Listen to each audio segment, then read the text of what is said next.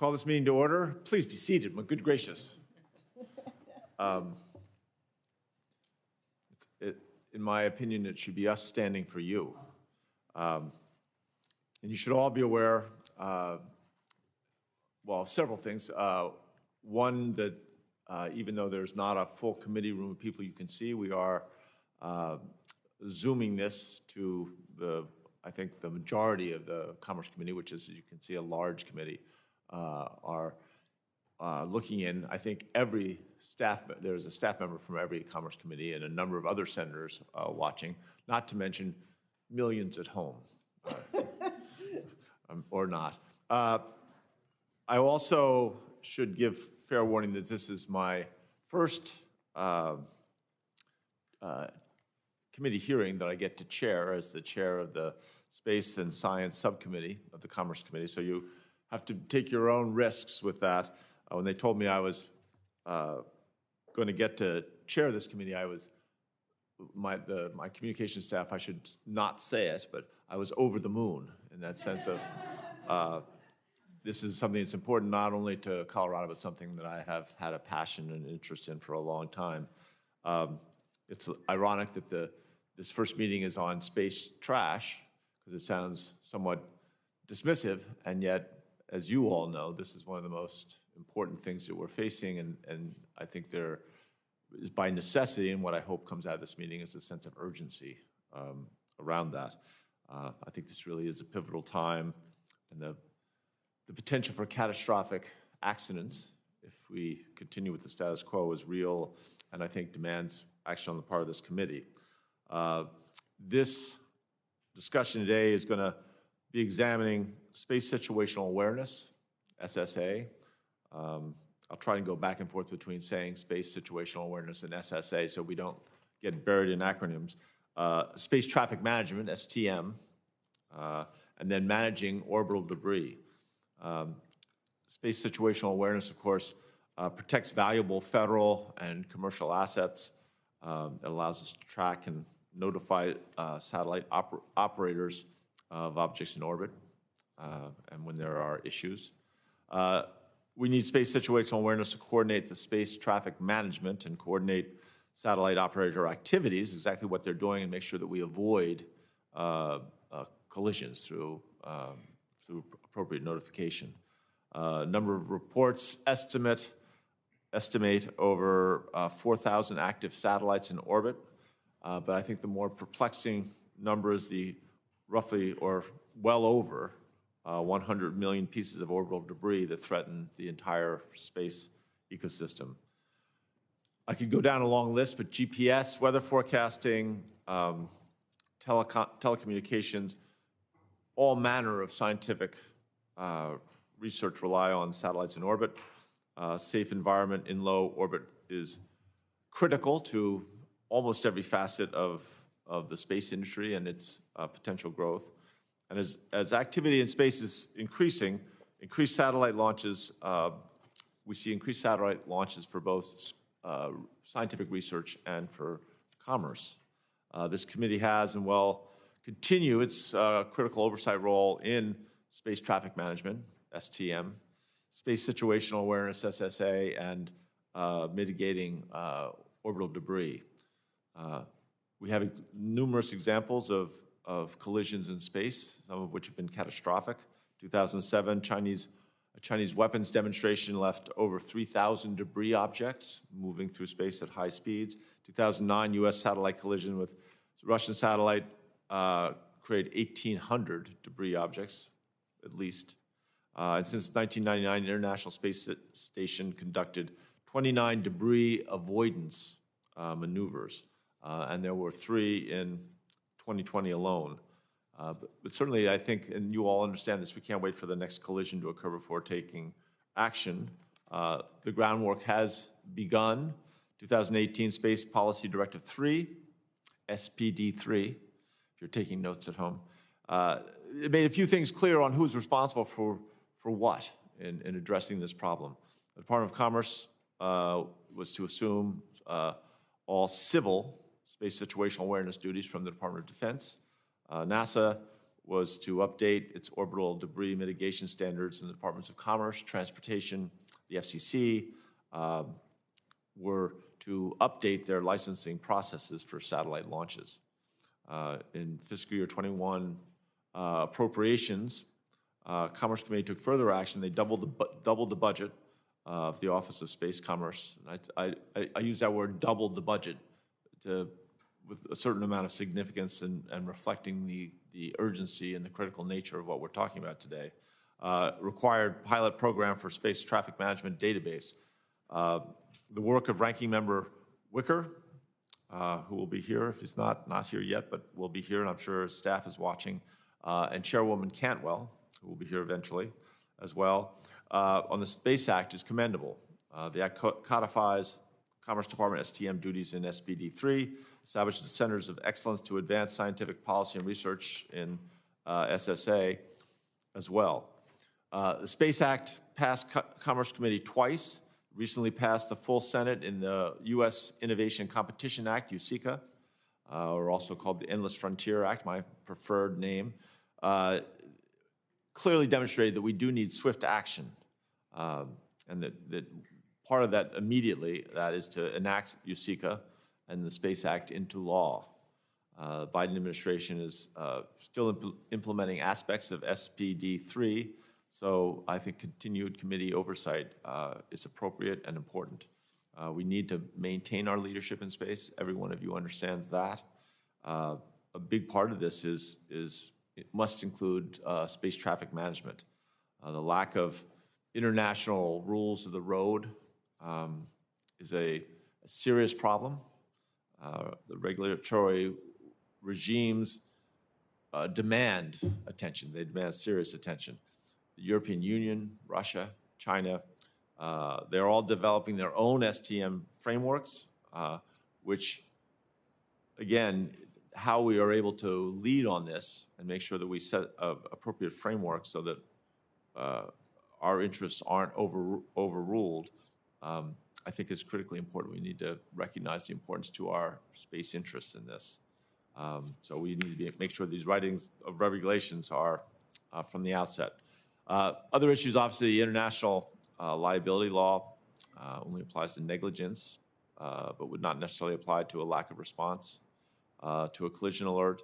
There's a significant amount of R&D necessary to modernize our space situational awareness systems. Collision alerts could be inaccurate. I think that, again, this just brings back the urgency of tracking and constant tracking that needs to be for all objects. There's limited ability of spacecraft to maneuver, and so that underscores the importance of both SSA and STM. And noticeably, Space Act dedicates funding to SSA and R&D.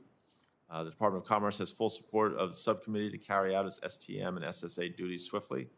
And certainly we look forward to hearing testimony from the witness panel on issues about how to advance U.S. leadership in space, how to protect federal and commercial interests with space traffic management.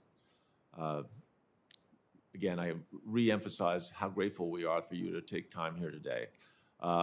We have witness today. I'd take parochial privilege to recognize first Professor Holzinger from the University of Colorado in Boulder. He has been a thought leader on STM and SSA and all manner of space-related topics. He led the 2019 Office of Space Commerce workshop of SSA at the NIST campus in Boulder. We also have Karina Drees, of Commercial Spaceflight Federation. Commercial space companies are represented by the Spaceflight Federation. We have a number of companies in Colorado, but these companies are all over the United States. This is truly broadly a national issue. And she could speak on industry activity with federal agencies, in-space servicing of satellites, benefits to society of safe access to low Earth orbit. We've seen some examples of that in recent days. Then we have Kevin O'Connell of Space Economy Rising. He's director of the Office of Space Commerce under the previous administration. His views on U.S. leadership focus on space safety, sustainability.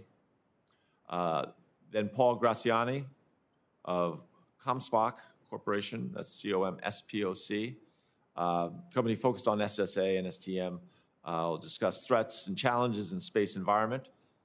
And then lastly, Tom Stroop, president of the Satellite Industry Association, represents commercial satellite companies.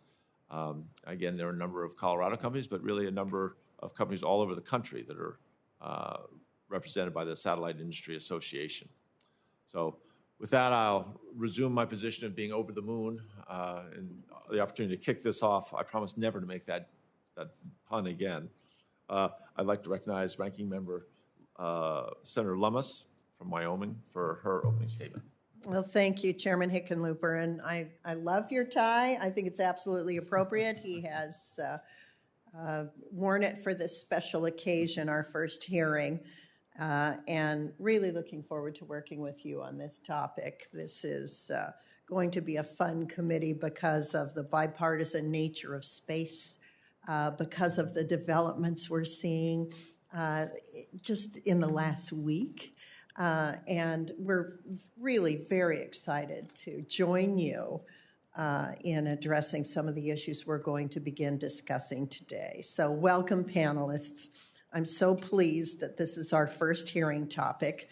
It's timely and important. Space traffic management, space situational awareness, and orbital debris. I have no problem being identified as the space junk lady or the trash lady, the space trash lady. I think this is an important topic for our time.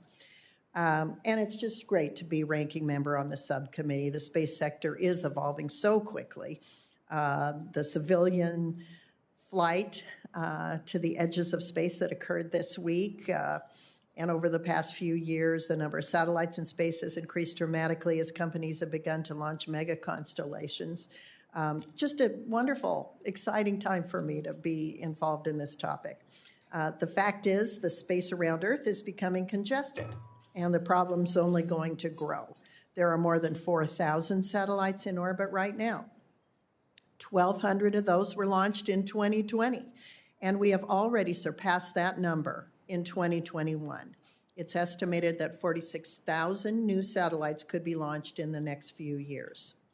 In addition to working satellites, Department of Defense is tracking 27,000 pieces of space junk. This junk poses huge risks to our assets in space. Even the smallest pieces of orbital debris, I've learned that even paint flecks can and have caused serious damage. Each collision creates even more debris, so this is a problem that compounds on itself. More than just tracking and managing orbital debris, we must look for ways to prevent it in the first place, and for companies launching satellites and mega constellations to help with solutions to take out the trash and get rid of the junk. The innovation that is creating this problem is exciting. But the government must take the lead on SSA, STM, and policy to prevent and remove orbital debris. The previous administration understood the importance of this mission and how the changing nature of the space industry necessitated moving some of this responsibility away from the Department of Defense. In 2018, the Trump administration published Space Policy Directive 3 to put the responsibility of SSA and STM in the hands of the Office of Space Commerce. Congress appropriated funds to the Office of Space Commerce to create an open architecture data repository to improve SSA and STM. In 2020, the National Academy of Public Administration released a study recommending the Office of Space Commerce to be selected to conduct the SSA-STM mission. I'm concerned that we're now 3 years after SPD3 was published, and the Commerce Department has been slow to develop the open architecture repository that is desperately needed. Instead, it has commissioned more studies to re-examine the already answered question of which U.S. government agency is best suited to take on the task. I would add that I'm also concerned that the administration has not announced a director to take over the Office of space commerce. I hope that our hearing today with our distinguished panelists will help illuminate the urgency of getting the data repository up and running and provide us with information and ideas of how to work with the private sector to tackle this growing issue. So thank you, Mr. Chairman, and thank you, panelists, for being here. I yield back. Thank you, Senator Lummis. Appreciate your comments, but also all your time and effort, being the ranking member of this subcommittee. Now I think we go to, I know that, well, let's go with your opening statements, and we'll start with Ms. Drees. Thank you. Chair Cantwell, Chair Hickenlooper, Ranking Member Wicker, Ranking Member Lummis, and distinguished members of the committee. Thank you for inviting the Commercial Spaceflight Federation, CSF, to present our members' views on space situational awareness and the importance of space safety to a sustainable future for the United States in orbit and beyond. CSF is the leading national trade association for the commercial space industry, with more than 85 member companies and organizations creating tens of thousands of high-tech U.S. jobs focused on building a growing space economy supporting science, academia, business, and government. The U.S. commercial space industry is leading the world today, thanks in part to the public-private partnerships that this committee has repeatedly supported over the years and continues to support. As a result of private sector innovation, the U.S. is seeing a marked increase in both the number of launches and the number of satellites deployed in orbit, providing critical capabilities, including broadband internet, Earth mapping, and environmental monitoring. Ensuring a global commitment to space safety and space sustainability has never been more important. Space situational awareness represents the most pressing issue to address today, as access to accurate and timely tracking data is essential to ensuring continued safe operations in space for all users. CSF fully endorses recommendations by both the Space Force and NAPA to transition unclassified SSA activities to the Department of Commerce, and acknowledges that this committee has also long supported DOC assuming this mission. DOC has commenced the developing the Open Architecture Data Repository, or OADR, to collect and integrate government and commercial data into a new database and widely distribute it to space users. This is a great first step. CSF recommends DOC to staff the Office of Space Commerce with experts in the field to iterate the system from a prototype through a successful operational system. Delays to this implementation could create additional uncertainty for both government and commercial users. We encourage Congress to provide the necessary financial resources to the Office of Space Commerce to implement this mission. We also recommend the government offer a free SSA data tier while ensuring it's not competing with the private sector for more advanced analytical services. This approach represents a commitment to space safety while providing commercial companies the opportunity to develop innovative tools that will advance our understanding of space operations. Distinct from SSA, space traffic management encompasses the regulatory policies designed to ensure responsible behavior in space. Today, the FCC serves as the primary driver of these requirements for U.S. licensed satellite systems. As with SSA, the NAPA report recommends that DOC assume the leading role with STM. As the largest consumer of commercial space data in the world, the U.S. remains in a unique position to dictate reasonable STM and orbital debris standards, but only if it applies this requirement equally to all companies seeking to serve the domestic market. In addition, newly developed STM rules must continue to encourage both safe operations and rapid innovation. This balance is critical to prevent satellite systems to simply forum shop to license in foreign administrations without the same rules to sidestep U.S. regulations, leaving an incomplete picture of orbital operations and reducing transparency. CSF recommends the FCC modify its rules to require any company that serves the U.S. market fully comply with U.S. orbital debris rules to improve global activities while leveling the playing field for companies licensed in the U.S. CSF further recommends DOC partner with NASA to leverage NASA's technical expertise in developing more effective technical standards, particularly for orbital debris mitigation. NASA has deep institutional knowledge on safe space operations that would benefit the Department of Commerce. Thank you again for the opportunity to testify today. I look forward to your questions. Great, thank you. Mr. O'Connell? Thank you. Good morning, Mr. Chairman and Ranking Member Lummis. Thank you for the invitation to return to this subcommittee to talk about the critical issue of space debris. Mr. Chairman, in my prepared statement, I've actually updated the committee on some of the most exciting developments in the space economy. In short, we see the space economy accelerating and diversifying very quickly. Space activities already contribute an estimated $5 trillion annually to the U.S. economy, and that number is absolutely growing. Second, our appreciation of the value of space in our lives is changing. We increasingly recognize space as a key element of, if not the backbone of the 21st century economy. So space will fuel ag tech, clean tech, ed tech, and other innovations while deepening our understanding of changes on this planet and enabling exploration and habitation of outer space. Many states and other countries are exploring how to leverage space for economic growth, talent development, and innovation. And I offer this background, Mr. Chairman, only to describe what is really at risk if we do not deal promptly with the space debris challenge. As I have testified before, space debris threatens the astronauts aboard the International Space Station, billions of dollars of existing space investments, and the growth of space commerce. The NASA SpaceX launch of astronauts to the ISS in April was flawless, save for a near miss with a hunk of space debris. Canada's robotic arm on the ISS was punctured by a piece of debris in May. These calls are too close. Space debris policy discussions actually date back to the Reagan administration and have been an increasing priority for the last 4 administrations. An increasing number of organizations are vocal on the problem and the need for action. Space Policy Directive 3, as has been mentioned, recognized the urgency of this problem and directed a whole-of-government approach to creating new paths for space safety. It acknowledged the historic role of the Department of Defense and the need to shift to a civil space traffic management system given growing security concerns in space and a parallel growth in commercial space activities. It also recognized the critical importance of our international space partners. A key tenet of SPD3 was the need to modernize the nation's SSA architecture and to leverage commercial capabilities that already exist in the market.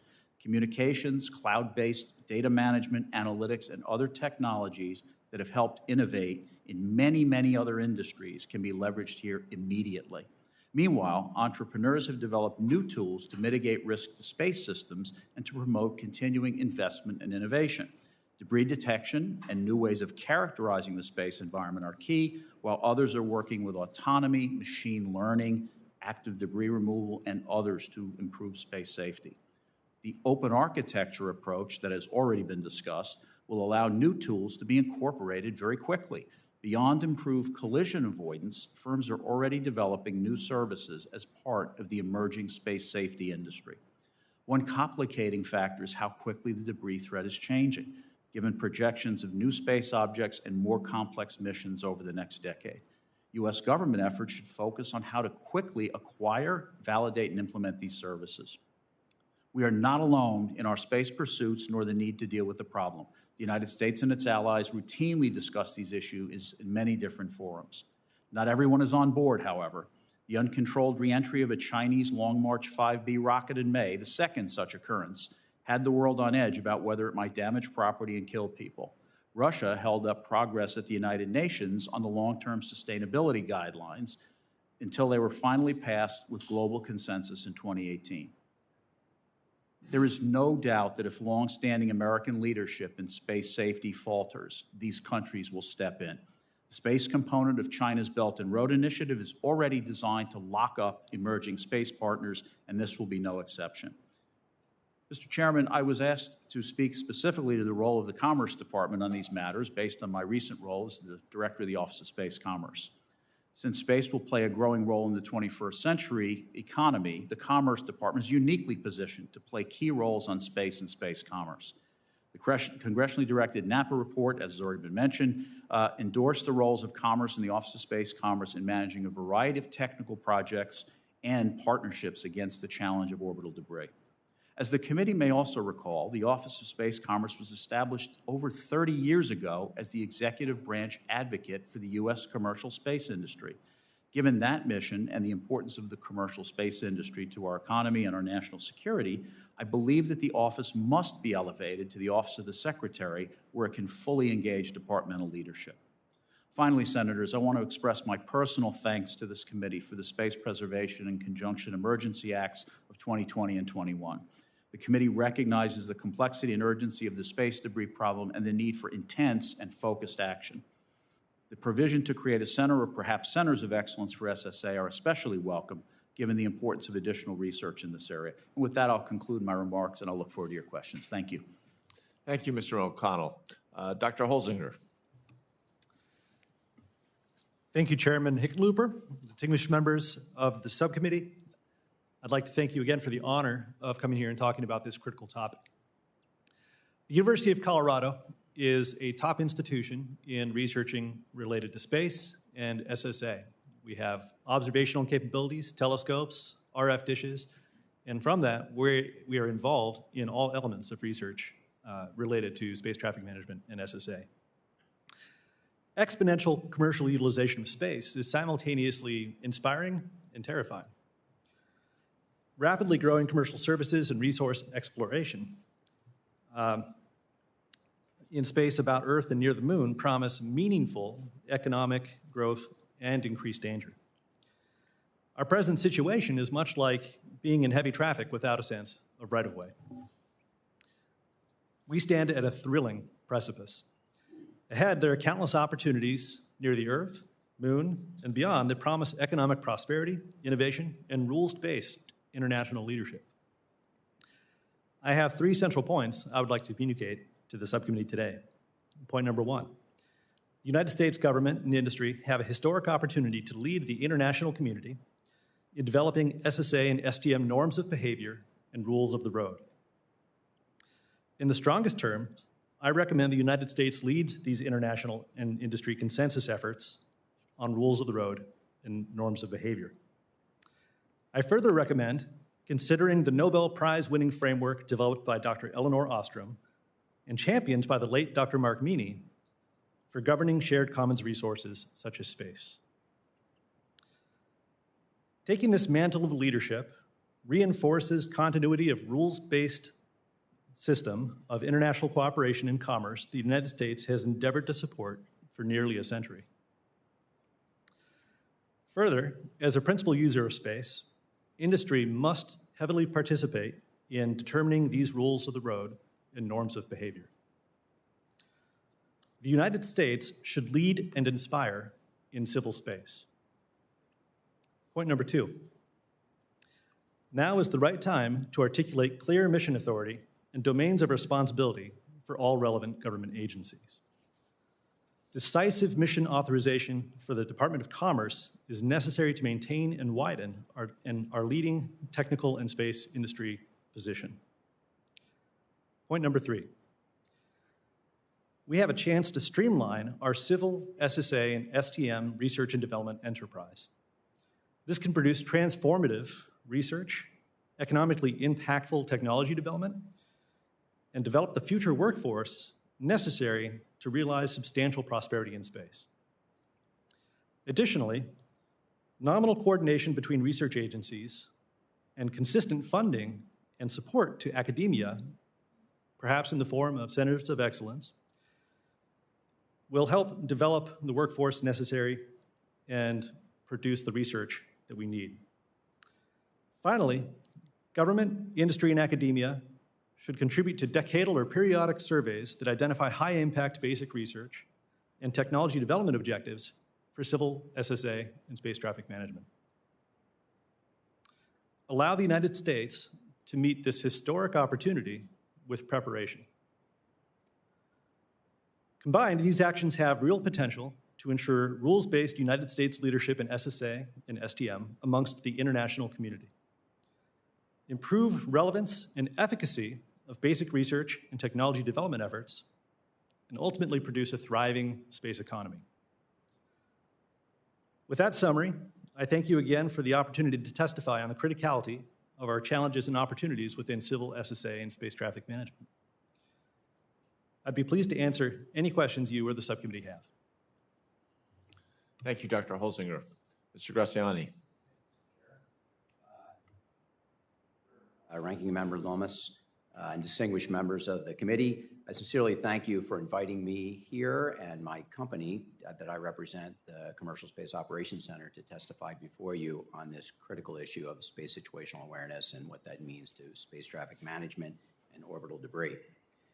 While I'm here representing my company, certainly ComSpoc, which is 100% focused on this problem, delivering SSA through a commercial business model, I really want to note that I plan that this testimony really represents all the commercial companies that are involved in this business. We have, from the inception of our company, had what we call a Big Ten approach that is inviting all other companies to come participate, and we have strong relationships and co-invested with most, I'd actually dare to say, most of the commercial space situational awareness companies in the United States here, and actually several internationally. So I feel pretty good about representing the industry here as a whole. I do have some visuals that will support my testimony. So the first one up, and this has been established, and if we can play up to this first chart up there, which should be playing a video. There we go. So this video, I won't let this run the whole time. I think it's well understood what a day without space would be like. It's a really bad day. So this video, actually by the German Space Agency, kind of goes through that. But we'll skip this and then jump right to the next chart, which I think is a more interesting, has a more interesting video. So this video coming up here will depict the growth of the tracked objects since Sputnik has been launched. And so what you'll see here is both a graphic depiction as well as a graph that will actually show how that population increases very dramatically. So there's really a few takeaways that come from this. If you notice, one, there's a dramatic, just flat out dramatic growth as you see that curve going. Two, most of these objects are debris and therefore not controllable, so that's a problem. Three, you'll see some big spikes. So the first one coming up in 2007, as you mentioned, Mr. Chair, that was the Chinese anti-satellite weapons test, the debris, 3,000 or so objects created from that, tracked objects. And then in 2009, you see the collision that you also mentioned between a low Earth orbiting communications satellite and a dead Russian's communication satellite. But what that says is when those collisions happen, either intentional or unintentional, it really increases the problem very dramatically. So that's something that we have to focus on solving. So if we go to the next chart will show, it's a better way to look at this debris problem. So what you see here are a spatial density representation. And what this shows is you can see there's the Chinese anti-satellite weapon in the second panel there. You see what happened there. You see the what happened in the Iridium Cosmos collision. And then what you see is the growth that's happening because of the dramatic increase. And this is very early in the process. This really only goes through 2019. So going forward is much more substantial. So if we go to the next chart here, the key takeaway here is there is an awful lot of stuff. This is that 107,000 satellites that are right now proposed to be launched. So we've got a big problem kind of coming our way, and we better start dealing with it, or that's really not going to happen. It's going to be, it's going to make that orbit, the low Earth orbit, really unusable. So just one more graphic that basically says, because a lot of people say, and they're right, not all of those are going to fly. But if you take a look at this chart, that green line, that's a log chart there. That green line is showing what the actuals, and you're seeing that it's tracking to way more than 10%, and even 10% would be a big problem. So I think we've got a lot of spacecraft coming our way. So I just want to conclude with a few recommendations from our perspective. So one, it's really critical to energize and motivate the space companies by empowering NOAA and the Office of Space Commerce to fully embrace commercial SSA providers. Two, fully resource and adequately fund the Office of Space Commerce as something we believe needs to happen.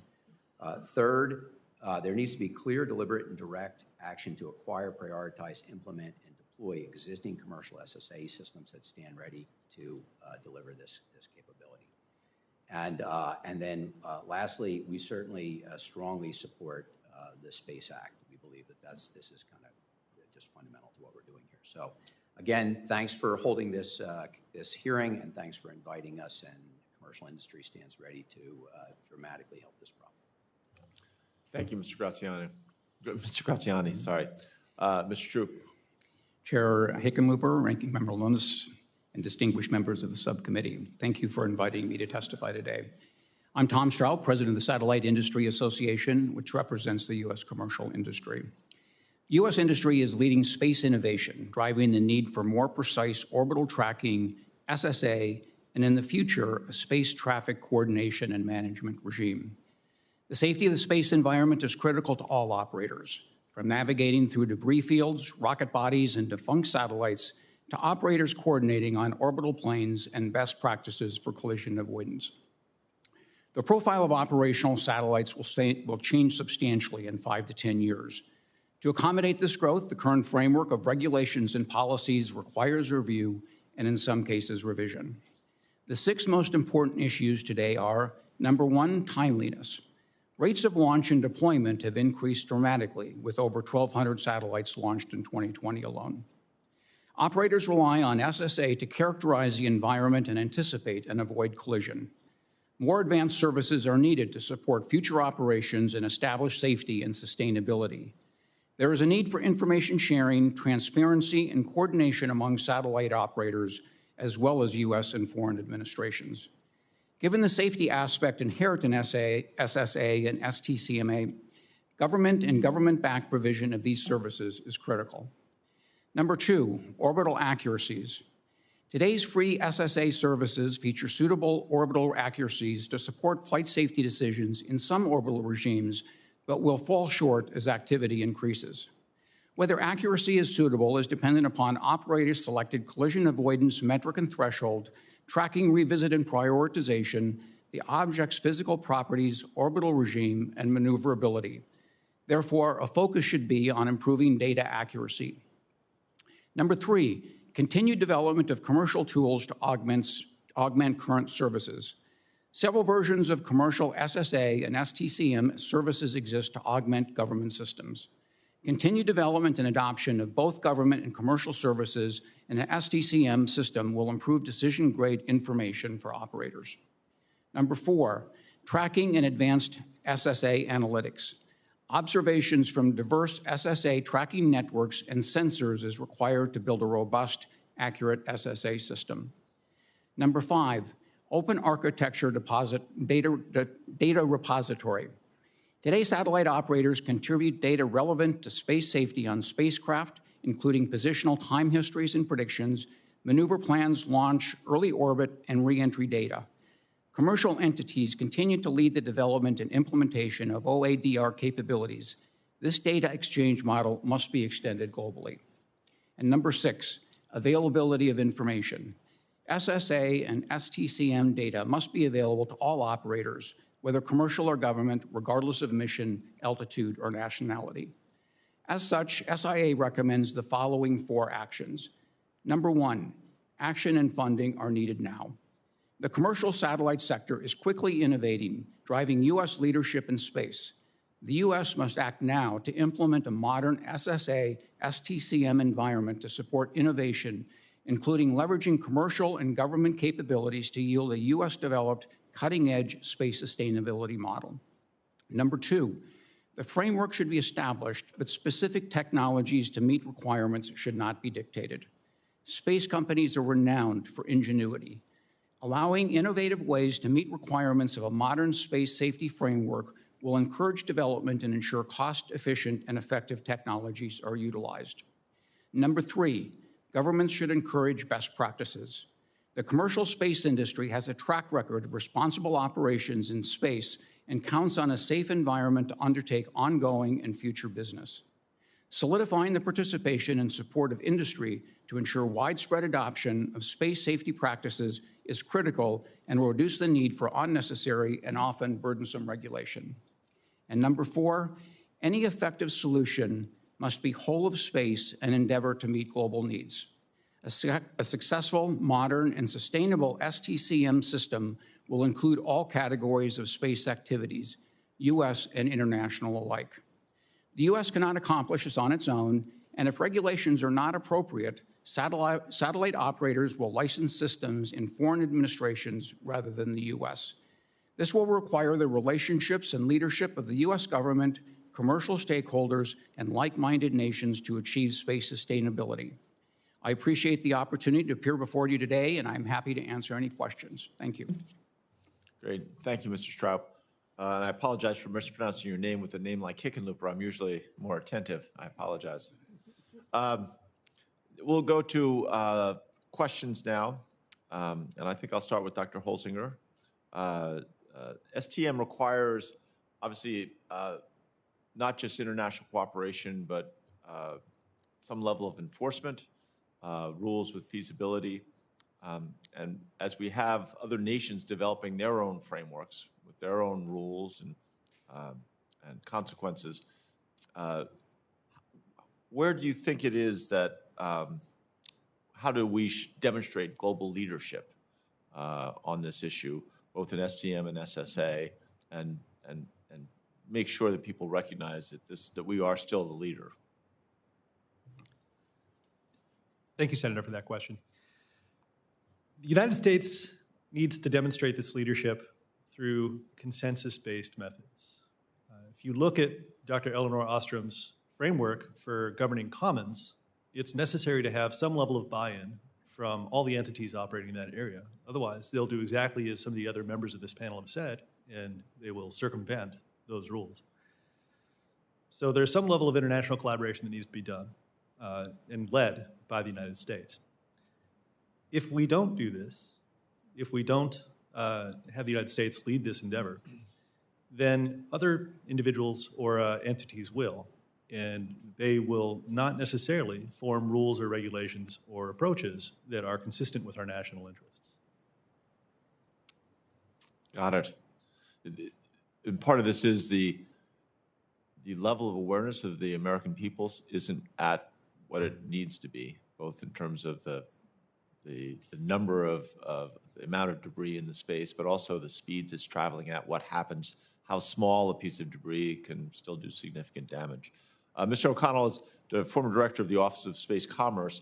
What steps did you take while leading the office to not only maintain our international leadership, but to get the word out to the American people about the risks? And I just wanted to ask, what advice did you give to your successor? Thanks very much for the question, Senator. And I would say that from the very first day, ironically, my appointment was announced at the White House the very same day that SPD3 was announced at the White House, and my life has never been the same since.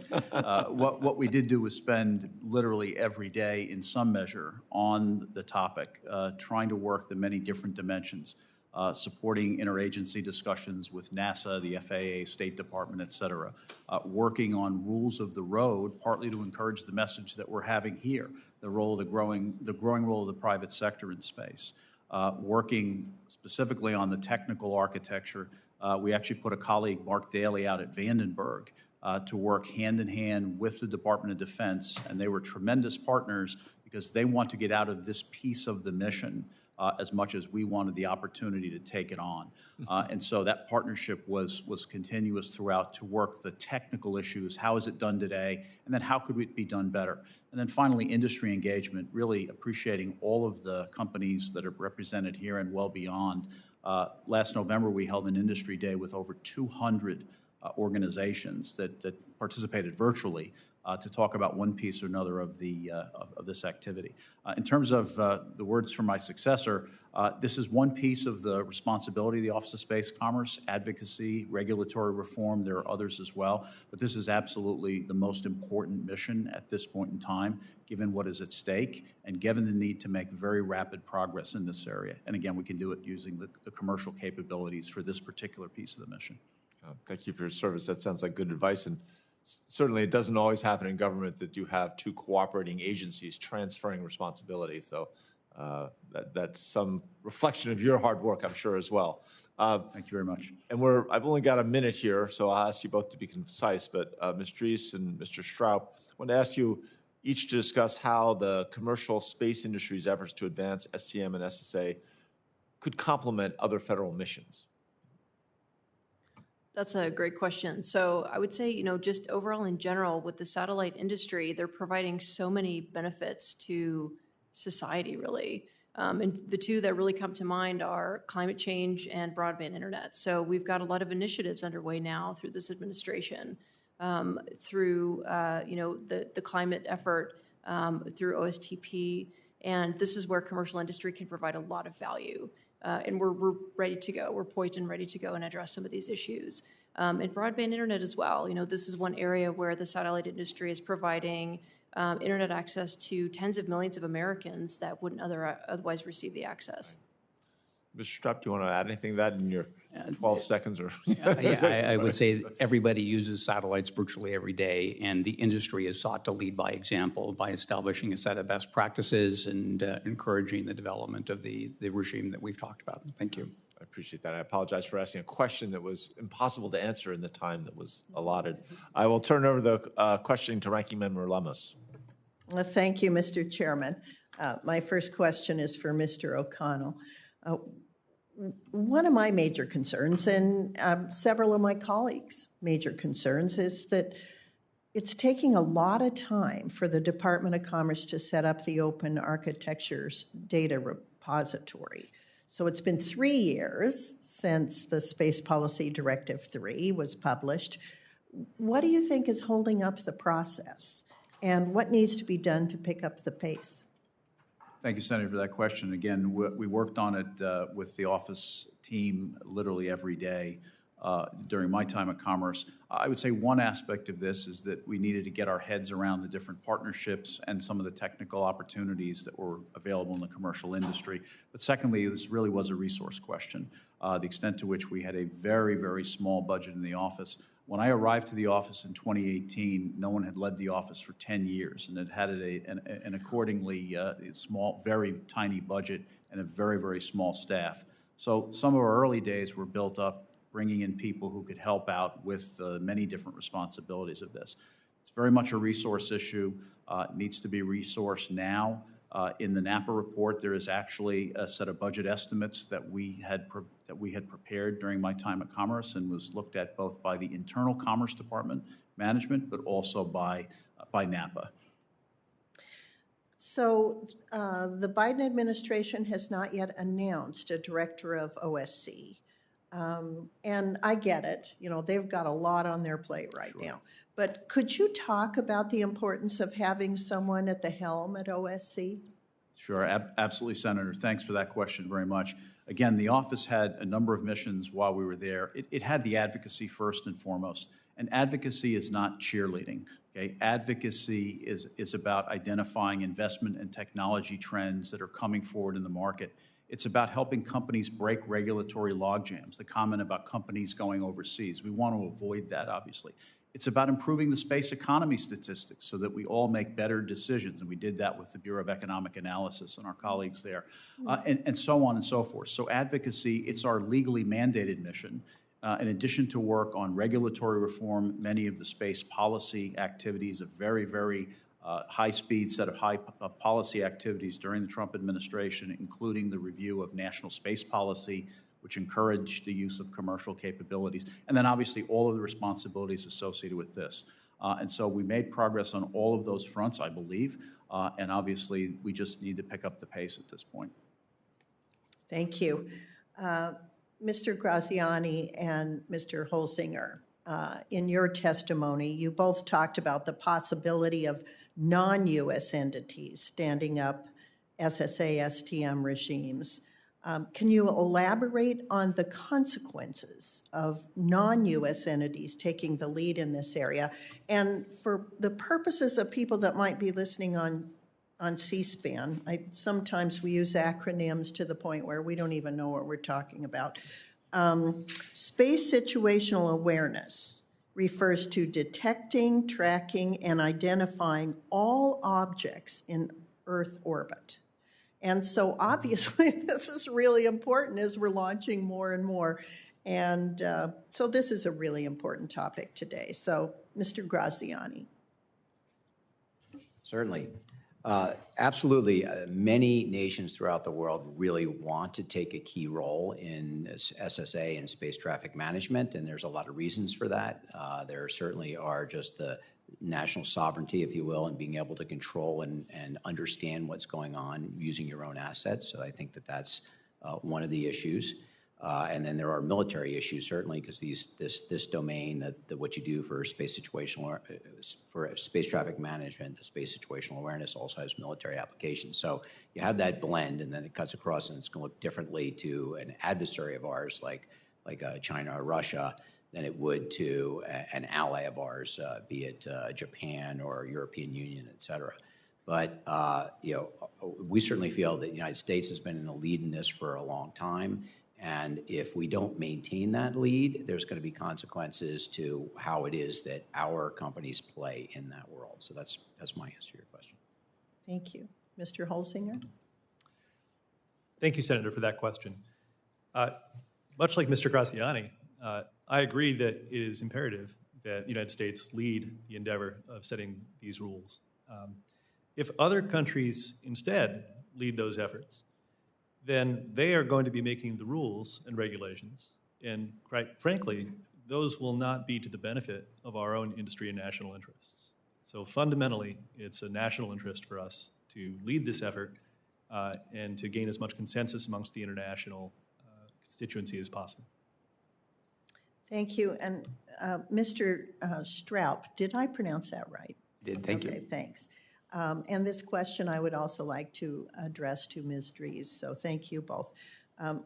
Mr. Strout, you mentioned in your testimony that SSA tracking data is not always precise enough for our space assets to make safety decisions.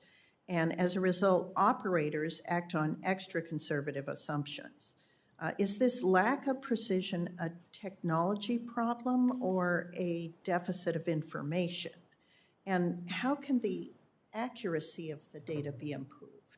Yeah, so it's partially a technology issue, and as a result, sensors are now being added to spacecraft to be able to add to the information that is available. Thank you. Ms. Drees? Yes, I would say at this point, the technology has come pretty far along, and it's mostly an accuracy of information problem at this point. Just having the ability to track everything in real time to the point where companies often are coordinating with each other. So that is one of the things that we see as a definite need to fast track the effort. Thank you all. Senator, if I Yes, could add Mr. something to that from a commercial perspective, which is that it's really, there's two things that are happening. One, we're not collecting the right amount of data that we should, the amount of data that should, and we're not processing it in the right way. So really the thing that needs to happen, you can either process the data that we have already in a much more, in a much better way, and commercial capabilities are there staying ready to do that. And you can provide more collections of the data that are out there, especially in areas that are not well covered today. Thank you. I want to thank all of our witnesses. And I call on Senator Blumenthal for his questions. Thank you. There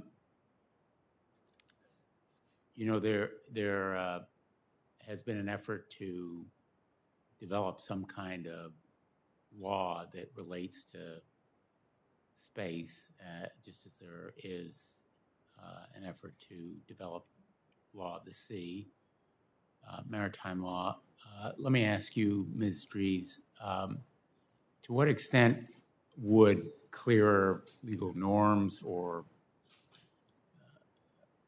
actual laws promote the development of commercial space activity? I think it's a little bit of a fine line. So I think when it comes to favorable policies, there's a growing need in the United States to have those favorable policies to keep the United States sort of on the top of the space regime, if you will.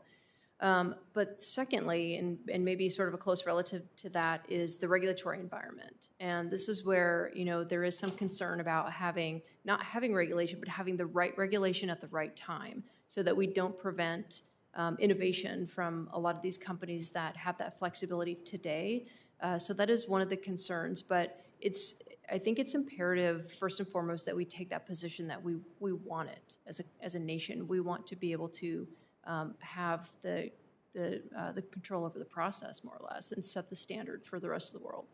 I mean, normally in the United States, one of our great advantages is we have norms and rules and laws that are enforceable, in fact, are enforced. So we believe in the rule of law, which gives a certain trust and credibility. When you enter into a contract, it's enforceable, and you know that the government's not going to simply interfere and demand a bribe or whatever. So on which side do you think we're erring right now? Too little or too much? And I'll open that question to the rest of the panel. Senator, thank you. I think I wouldn't approach it from a too little or too much perspective. What I'd say, it's still very early days. Operators have pretty much had freedom of action if they choose to move because of a near collision. We won't have that opportunity in the very near future. And so I think two things are happening in parallel. One, appropriately, the diplomats and the defense organizations around the world are having discussions about norms, behavior, just like we would have a discussion about norms in any other domain. At the same time, and so much of this is about the speed of this problem and how much it's changing, industry is likely to set the practical standards by which we make these kinds of decisions. So fortunately, in the United States, we're required by law to actually stay connected to industry standards. That is not the case with a lot of other countries that are developing similar systems or systems for space traffic management of their own. And so I think we're very much at the point where we have to pay careful attention to how industry is dealing with this as the basis for rules of the road as they progress, and then law and regulation. Thank you. Senator, that's an excellent question. And as an engineering professor, I feel compelled to say that many elements of the regulation should have a physics basis or a first principles basis for what rules of road or regulations we impose on them. For example, geosynchronous space is very different from sun-synchronous polar orbiting space. And that's also itself different from missions that we send to the moon. And so I think that whatever rules and regulations we choose to propose should be physics-based. Any of the others? Yeah, I would add, I think that we've all talked about space situational awareness as the first step, and then space traffic manager coordination and management, which I think we feel is the appropriate process to be taken. Thank you. That question again, and want to respond to Dr. Holtzinger. You know, we talk a lot about the open architecture data repository, and perhaps it needs a brand change. You know, maybe it's just, but you understand what it does. It was never designed as the be-all and end-all. What it was first and foremost designed to do was to take the data that comes from the Department of Defense unclassified and add an incredible amount of civil, partner, and commercial data and apply modern data management analytics tools. The second was that it was designed to enable, it is designed to enable the emergence of a space safety industry. When we improve the precision and accuracy of what we understand places to be in space, it allows industry, and we met with many companies that did this, are thinking about new services. But finally, and to your question, Senator, it also becomes, in the open world, the place where we start to have much better, much more rigorous scientific data for which, for example, the insurance industry will now have a whole new source of data about how to calculate risk in different orbits and in different constellations and things like that. That's part of the benefit of moving it from the largely national security side here, but moving it into the open to apply modern data science and rigorous analytic techniques that will inform policy and regulation. Thank you. Thank you. I'm in the middle of an excellent book called Mercury Rising. I don't know whether any of you have read it. It's about the very earliest days of the space program and Sputnik and John Glenn and so forth. And it's kind of a culture shock. It's an excellent book to go forward into today's age, from a time when they thought maybe a person's eyeballs would pop out because of the force of, because of weightlessness, or the G-force of of going into space, and we've learned a lot, but now the problems seem to be magnified and even more numerous with the access that people have to heights and environs that just decades ago would have been unreachable and unthinkable. So I thank you all for your excellent testimony this morning. Thank you. Thanks. Thank you, Senator Blumenthal. Next up, hailing from Florida, one of our most significant states in space issues, is the gentleman from Florida, Mr. Scott. Thank you, Senator Lummis. Thank you for hosting this hearing today. I want to thank each of you for being here. As you're right, Senator Lummis, Florida's space is big. It's very important to us. When I became governor, unfortunately, manned flight had been shut down, and we'd lost, I think, over 7,500 jobs. And so we put a lot of effort into revitalizing our space industry, and we put a lot of money into it, and the private sector showed up, and it's really completely changed the Kennedy Space Center and that whole area of the state. And now it's very difficult to find engineers because of all the things that were happening there. And so we've had a lot of success there, and thank all of you for what you've done. So I want to talk about what y'all could do with regard to what's going on in Cuba. I don't know if you're following what's happened in Cuba, but the population of Cuba's showed up and they're protesting. And what's happening now is that the oppressive Cuban regime is beating up peaceful protesters. They've arrested unbelievable numbers of people. These people are being tortured for just speaking about simple things like freedom. When Barack Obama was president, he did an appeasement plan there, and I'll tell you how well it worked. There's a lady by the name of Celia Villaleon that when she had her hand chopped off after the appeasement, stuck in the mud. Hopefully she would die of infection. And her atrocity was she complained that a school was being closed in her neighborhood. That's what's going on down there. So it's horrible. We need to get internet back on. If we can get internet back on, the people of Cuba are going to show up and continue to tell the Castro regime, your time is up. And they're going to say they're going to demand the freedom that we all cherish. So for Mr. Shaw, what can the satellite industry do to help us get the internet back on so the Cuban population can communicate with themselves to continue to fight for their God-given rights of liberty and freedom? One of the great things about the capabilities of the satellite industry is its ubiquitous coverage. And one of the fastest growing segments is the broadband industry.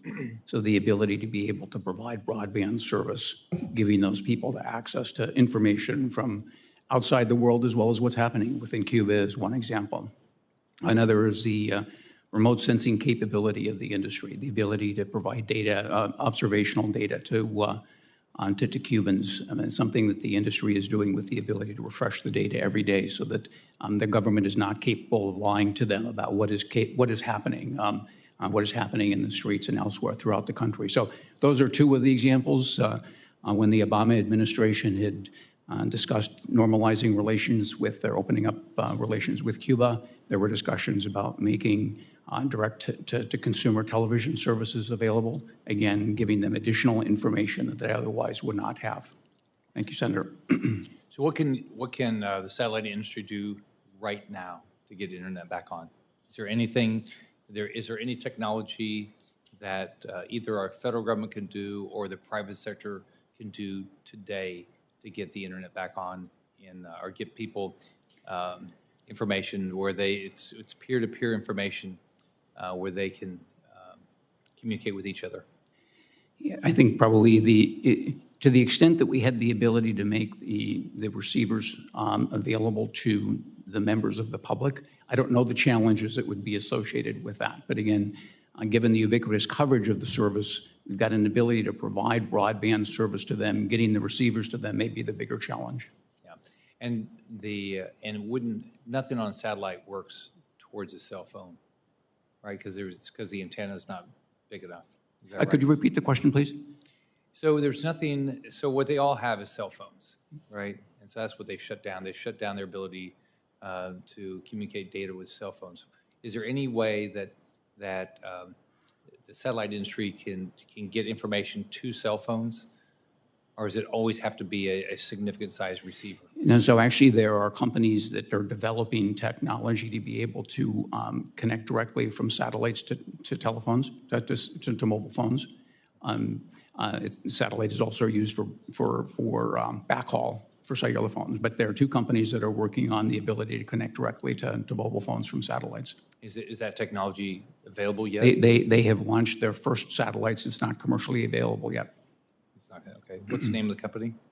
One is AST Science and the other is Lynk, L-Y-N-K. AST Science. Okay, I'll reach out to them. We've got to figure out how to do this. You know, the other thing that concerns me is just how much Communist China is involved in Cuba, and they're part of, you know, how they're shutting down communications. So, what can the satellite industry do to help make sure that Communist China is not continue to do what they're doing to try to stop communication in Cuba? Is there anything? What can the satellite industry do to stop the... What Communist China is doing? I think certainly making sure that there are signals available. I think that short of jamming the signals across multiple different service providers, I don't know what else Congress can do other than to continue to make sure that the satellite industry has the access to spectrum to be able to continue the services it's providing. Okay. Well, if you come up with anything of how we can get the internet back on, it's the biggest issue we've got right now. I mean, if you see the videos, there's a lady that the Cuban, they shot her son, and she's had to watch him bleed to death. You see protesters just heck beat out of him. So it's disgusting what Cuba's doing right now. So if you have any ideas, just let me know. Will do. Thank you, Senator. Thank you for those important questions, Senator Scott. I want to give Senator Hickenlooper a chance to return, and so I'm going to complete my line of questioning while we wait for him with certainly with gratitude towards our senators who are participating today and to our panel.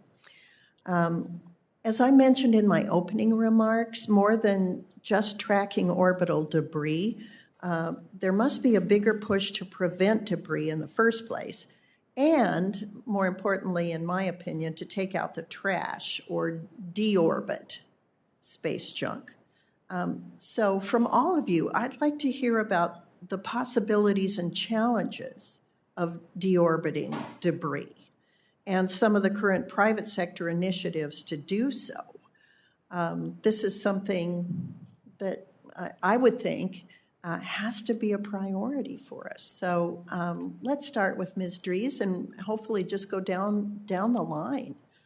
Thank you, Senator, for the question. I'll make two points on that. So number one, a lot of the new satellites being developed today are CubeSats or small sats, and they have the technology essentially available to essentially bring the satellite back down into the top layer of the atmosphere and burn up in the atmosphere. So at the end of its useful life, that's essentially the next step in the process. In order to address your question about what do we do about some of the legacy systems, the older systems that remain up in higher orbits, I think the good news story there is there are companies that are coming online that are helping to fix that problem, either in terms of robotics or other companies that are trying to find other methods to gather up some of the debris and potentially destroy it or burn it up. I'll turn it over to Kevin. Thank you. Mr. O'Connell. Thank you, Senator. So, when we're talking a lot about organizations and the Open Architecture Data Repository, we really have 4 tools in our toolkit. We may have more, but we certainly have 4. One is not creating new debris as we go up. And there's some important technical developments in that area from academia and in industry that are going to provide light coverage for satellites and things like that. Second is improving space situational awareness. Third is the space traffic management function. And the fourth is active debris removal. In addition to that, there's a whole emerging sector called satellite servicing, which is going to help improve the life of satellites while in space.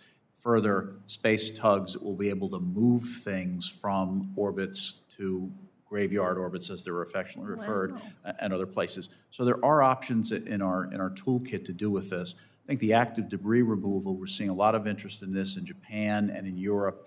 I know there are a number of companies in the United States that would like to see more of an emphasis, more of an investment in some of the basic technologies that they will need to do that. But we're not without our capability to deal with this in many different ways. Thank you. Dr. Holzinger. Thank you, Senator. So maybe there are 2 points I'd like to make on this topic. Number one is that most systems or methods, techniques to remove spacecraft from orbit, remove debris from orbit, may appear to others to sometimes be dual use. So one person's rendezvous vehicle, could have multiple potential interpretations. And so anytime, we're looking towards deorbiting objects or managing debris, I think transparency is key in terms of what it is we're going to take down and deorbit and why. There was a NASA study some years ago that suggested that deorbiting 5 large rocket body style objects each year would freeze the current debris population, mitigate it to that extent. That was before, I think, many of the mega constellations had been proposed and begun to be launched. And so I would imagine that that number is higher these days. The final point I'll briefly make, again, being an academic, I get to see a lot of the new and latest research on these topics. Just for awareness, I will mention that the graveyard orbit above GEO is also largely unstable in the long term, and there are very few select orbits in the graveyard orbit that won't ultimately end up causing collision issues over the next 50 or 100 years. Thank you. Mr. Graziani. Great question, and glad you brought this up. I'll start off as Dr. Holzinger just mentioned the graveyard orbit for geosynchronous. So the one thing that does happen now is operators, once their spacecraft are getting towards the end of life, will try to maneuver their spacecraft from geosynchronous up to that. Now, one of the things that's happening is there's more and more interest in orbits between the Earth and the Moon, or cislunar. And so as that kind of pans out, that's more and more of a problem of having more junk up there that previously we didn't actually go through that often, because it was only interplanetary into the Moon. Next, and I think this was mentioned a couple of times, and I agree that pulling the large pieces of debris that are already up there down so they don't become thousands and tens of thousands of small pieces of debris is key. It's doable and something, and there are many different companies that are working on that, and that's substantial. And then continuing to work backwards here, there's at least one company that has proposed, Launch Space Technologies Corporation, that has proposed orbiting debris catching pads that will try to catch the very small debris, the debris that is not trackable. It's a very innovative approach, and one of the companies it's a U.S.-based company, and they're looking to partner with both the DOC as well as NASA and even the Department of Defense to help that become a reality. And that's an answer to small, untrackable debris. And then continue to go backwards before that, and the point you made, that is that having a much better space situational awareness system that allows us to know where everything is and then take action to prevent the collisions from happening is also key. Right now, we're on track to have a major collision in low Earth orbit roughly every 10 years, and that's the problem's only getting worse and worse. So the SSA side of this and the STM is a critical part of the answer to your question. Thank you. This is really helpful. Mr. Stroud. Yes, my colleagues have done a good job of answering the question, but I would also add that SIA has developed a set of space safety principles, and one element of it that hasn't been touched upon is that most LEO satellites are designed to deorbit and to burn up on reentry. So our principles encourage addressing these issues as part of their operation commercially. Thank you for the question. Thank you all panelists. I yield back to the chairman, the gentleman from Colorado. Thank you, Ranking Member Lummis. I'd now like to turn it over to the chair of the overall Commerce Committee, the great senator from Washington, Maria Cantwell. Thank you, Senator Hickenlooper, and thank you and Senator Lummis for holding this important hearing. Thank you to all the witnesses who are here. This is a very important topic for many companies in the Pacific Northwest because we're continuing to focus on space in so many different ways. We like to think that we're the Silicon Valley of space issues. I think I've mentioned even in this committee, I met people who told me they were working on materials for a space hotel. And I said, I thought they meant like in your backyard, giving you more space so your relatives could come and visit, like an REI solution. And they said, no, up there. I'm working on materials for up there. I said, okay. So let's just say that people are planning ahead in the Pacific Northwest. So Dr. Holzinger, what are you've been having this discussion about traffic and traffic management, and I'm a firm believer in using all the information we can to develop a system for that because we're going to need to. But what can our universities do now? What is the appropriate role for some of these institutions that could help, in doing this? Thank you, Senator Cantwell. Our universities have a couple of critical roles in this activity. Principally, especially at the R1 research universities, our activities center around researching the fundamental basic research and developing technologies that enable SSA, STM, and improve those activities.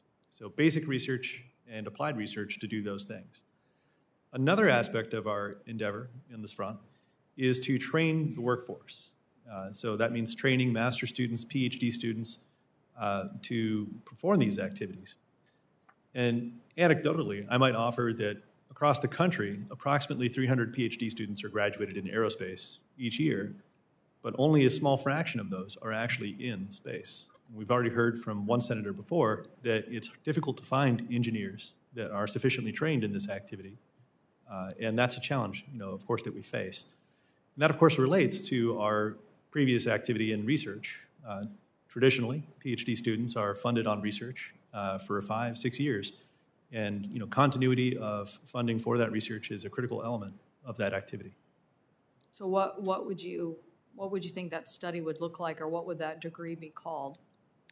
So that degree sits pretty squarely in what I would imagine to be aerospace engineering.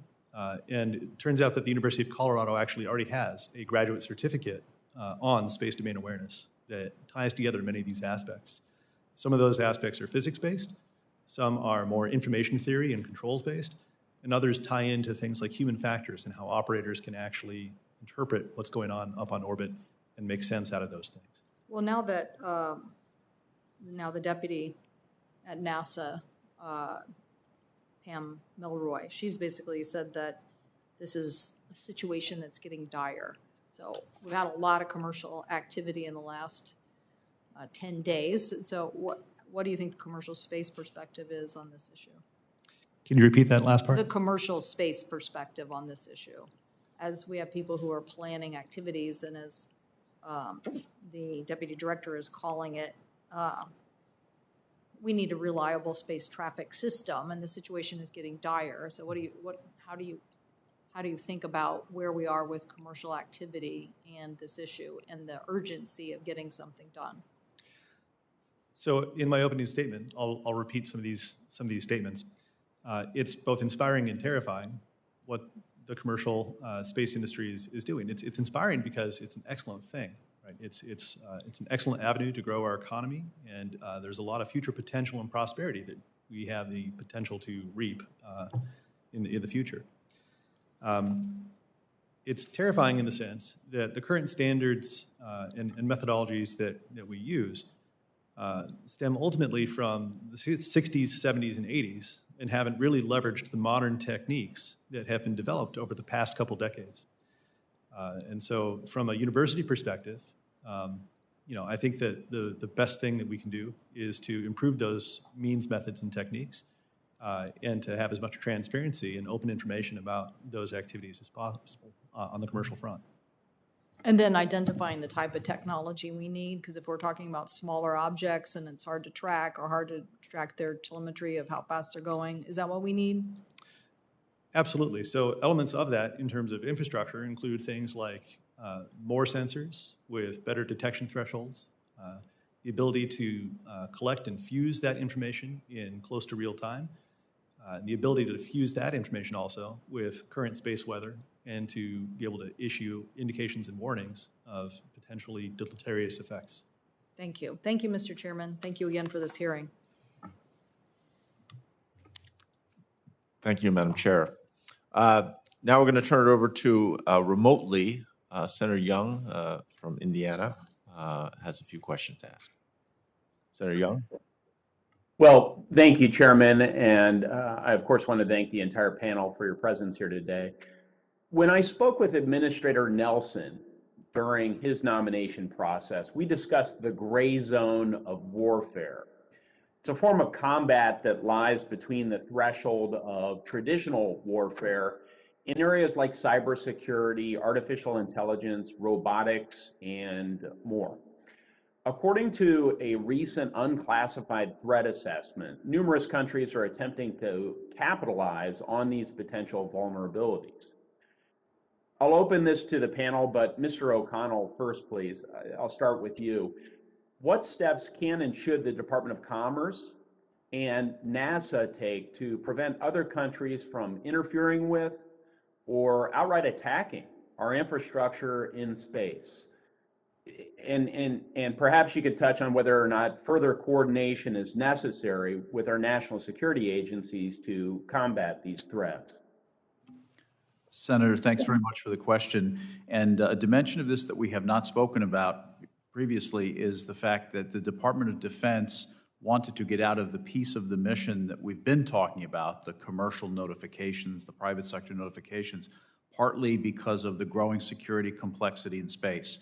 I don't believe the Commerce Department has any role in combat operations, obviously, but we will obviously have awareness of a variety of activities that are underway in the private sector, and frankly, with our allies as well. During my time at Commerce, we enjoyed discussions, not just general ones, but also technical ones, with our Commonwealth allies, with our European allies, with Japan, and many, many others about the importance of a civil space traffic management system.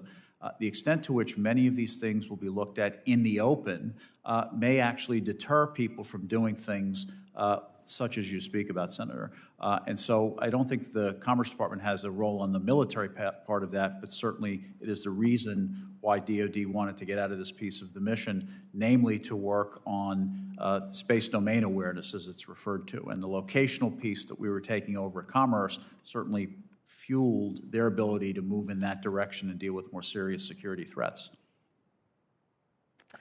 Mr. Chairman, if I could add to Mr. O'Connell's comments, one of the things that happens when commercial companies are providing space situational awareness for space traffic management Department of Commerce is that those systems stand up, and in a similar way that imagery systems, commercial imagery systems, kind of provide a full transparency out there over and beyond what systems that the United States government has provided by and operated by the National Reconnaissance Office. In the same way, commercial space situational awareness capabilities can bring that a similar transparency to things going on in space. So, for instance, right now, some of these anti-satellite weapons that both China and Russia are launching are up there as satellites that are seen by these commercial SSA systems, and the commercial companies warn on those just like they warn on others. And you'll have Russian signals intelligence satellites. They're getting very close to U.S. commercial communication satellites, and the same thing with Chinese anti-satellite weapons. And so the commercial SSA systems, by their nature, bring a transparency that will help with that problem. I see. Mr. Stroop, do you have any reflections as it relates to this topic, sir? Yeah, I'd like to address the cybersecurity aspect of it. And the SIA developed a set of cybersecurity best practices a few years ago. Most of our members, most commercial satellite companies, sell to the Defense Department and coordinate with the DoD to make sure that their compliance with DoD security, cybersecurity requirements. So it's an issue that the industry takes very seriously. Thank you. Sure. Anyone else? Okay, I would just note that there's obviously a convergence here between your your national security assets that we have located in space, and then what you might think of as an extension of our supply chain, our global positioning system, satellites, you know, our various other space assets, you know, at a commercial level that are needed, and this distinction between, you know, traditional national security assets on one hand and commercial assets on another, as we've seen with the shutdown of pipelines here in the United States, is it's not become blurred, it's really become erased. So we're going to have to tear down the stovepipes and ensure that there's better coordination with our national security agencies moving forward. So to the extent you have further thoughts about this moving forward, I'd welcome the opportunity to work with any of the panelists. Thank you. Senator, may I add one point on that? Yes, The extent to which supply chain issues are in play here, obviously commerce does play a key role. I'll make one observation, though, which is that in traditional space companies, larger space companies, there is more of a sensitivity to the deorientation towards defense articles, et cetera, and so there is probably less vulnerability in the supply chain. What we found when we looked at some of the smaller entrepreneurial companies was that they were more exposed on the supply chain issue. So I think the balance will be, as we tighten up our supply chains, we need to be careful not to choke off opportunities for American entrepreneurs to leverage friendly country technologies. It's an important issue. Yes. Yeah. Thank you. Point well taken. Thank you, Senator Young. Thank you all for your presence here today. Obviously, Colorado's got 500 aerospace companies, 30,000 employees. We're just a reflection of how important this is. And I think you all have contributed toward that recognition that this is a significant form of commerce. And I think this is the right place where the responsibility has to reside, and that the relationship between government and business, and how we look at best practices versus regulatory frameworks is crucial. And I think this committee is open to really hearing clearly as this work goes forward, hearing clearly without slowing down in any way the process, making sure that we respect that sense of urgency that you have all brought to the hearing is crucial. I want to thank the ranking member for filling in. I had to go to a vote where there was going to be a tied vote, so I could not be AWOL. Appreciate all your indulgence. The hearing record is going to remain open for 2 weeks until August 5th, 2021. Any other senators who are listening are welcome to submit questions for the record that the witnesses should see, or that they should do so by July 29th. And we hope that your responses will be returned to the committee by August 5th. And here we give you all of like 7 days to respond. We apologize, but again, the sense of urgency pervades. I want to thank everyone again just for your time and your effort. I couldn't help but recognize, as we talk about the acceleration of the rate of change, right, in terms of space traffic, that it is, well, on highway traffic, and I realize this is a very a loose analogy, but traffic increases up to a certain point, and then there is a point where things stop. Accidents increase, traffic rate slows dramatically, the system begins to fall apart. And I think in that loose sense, this is an analogy that we're rapidly approaching that point where the dramatic increases in traffic are going to wreak havoc if we don't address them now, and you're all doing that. And again, thank you all. With that, I bring this hearing to an adjournment.